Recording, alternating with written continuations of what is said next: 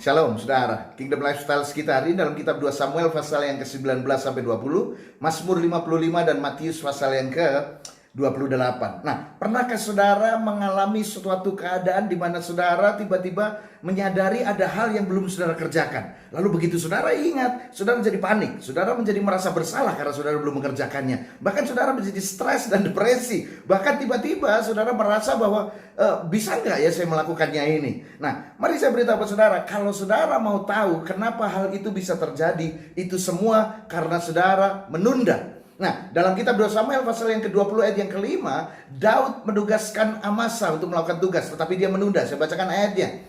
Lalu pergilah Amasa menggerakkan orang Yehuda, tetapi ia menunda-nunda tugas itu sampai melewati batas waktu yang ditetapkan raja baginya. Nah, ayat selanjutnya kalau saudara baca, karena Amasa menunda, maka Daud menyuruh Yoab untuk melakukan tugas yang harusnya dilakukan oleh Amasa. Nah, tahukah saudara bahwa ketika saudara menunda, dengar baik-baik saudara, itu sama seperti saudara sedang menolak berkat dan kepercayaan yang Tuhan berikan kepada saudara. Jadi jangan protes jika pekerjaan saudara dilakukan oleh orang lain.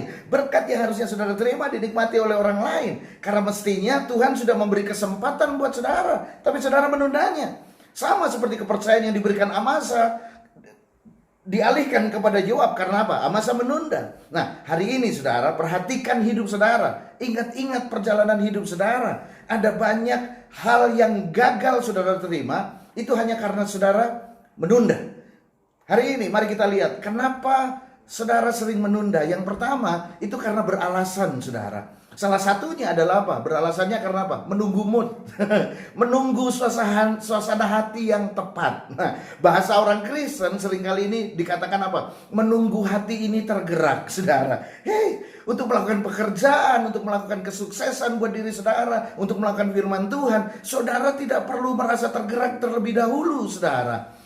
Nah, sebagai contoh adalah gini, ketika tiba-tiba hati saudara ingin memberi sesuatu kepada seseorang, jangan lagi saudara menunggu tergerak, kerjakan saja. Sebab kalau saudara ingin, itu tandanya hati saudara sudah tergerak saudara. Jadi gak perlu saudara menunggu gerakan yang kedua kalinya, karena pasti ada gerakan yang kedua itu adalah ranah hati saudara sudah masuk kepada ranah hati pelit saudara, medit saudara. Nah ini, kalau saudara karyawan, lalu saudara bekerja berdasarkan gerakan hati, maka saya pastikan sampai tua hidupmu akan miskin saudara. Saudara akan pernah berhasil. Dan hanya bos yang boleh bekerja sesuai kehendak hati.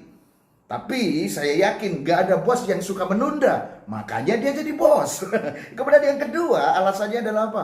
Tidak bisa mengatur waktu. Itu artinya begini, saudara seringkali tidak merasa sudah menunda sesuatu. Saudara merasa tidak menunda sesuatu, tapi saudara sedang bingung memilih mengerjakan mana yang lebih dulu.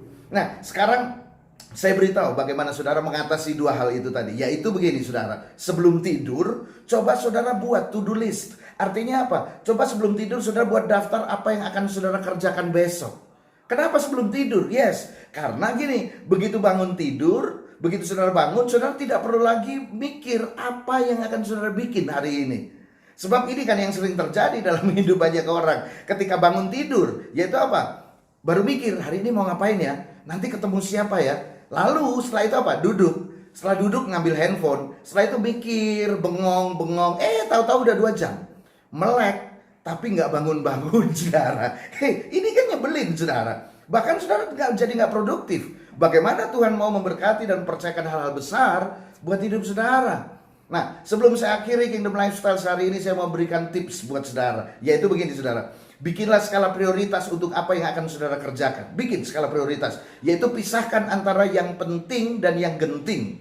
Lalu kurang penting dan tidak penting saudara. Nah, genting itu artinya hal yang mendesak. Jadi lakukan secara urut saudara. Dimulai dulu apa yang paling mendesak, apa yang paling genting, lalu baru yang penting. Setelah itu yang kurang penting dan yang gak penting jangan dilakukan saudara. Mending saudara kembali melihat mana yang mendesak, mana yang lebih penting, yang harus saudara kerjakan. Dan lakukan ini berulang-ulang. Dan jangan heran kalau saudara melakukan ini, hidup saudara akan melesat saudara, diberkati dan dipercaya Tuhan dan orang-orang di sekeliling saudara. Kingdom Lifestyle kita hari ini, Tuhan Yesus memberkati saudara.